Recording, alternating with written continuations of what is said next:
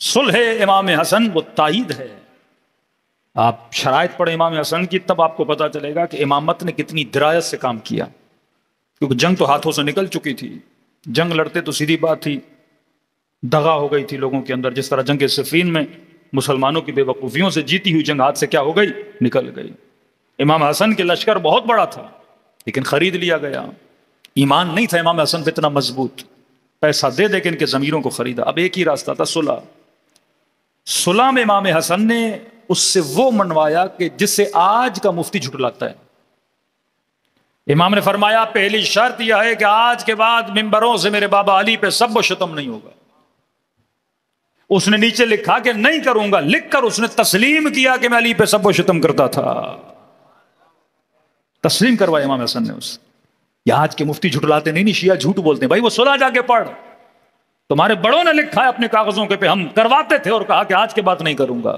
پھر کہا جتنے شیعہ علی، جتنے بنو ہاشم تم نے زندانوں میں ڈالے ہیں، مرد اور عورت.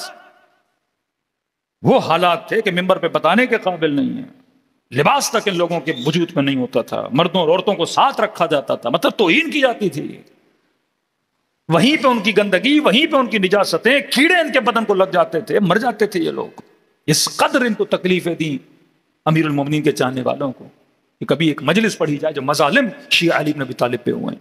فرمان سب کو آزاد کرو گے، کہ سب کو آزاد کروں گا. کہ تم نے جو یتیمان، غریبان، بیوگان بنو ہاشم کا نان و نفقہ بیت المال کا فرض تھا کہ قوم کے غریبوں کو پیسہ دے، جو بند کیا ہے ان سب کو دو گے. اس نے کہا میں دوں گا.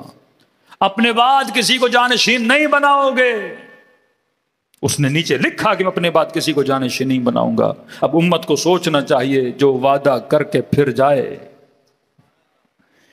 جس کے قول و فعل میں تضاد آ جائے، پھر اس کا فیصلہ خدا بھی کر چکا ہے، اس کا فیصلہ قرآن بھی کرتا ہے.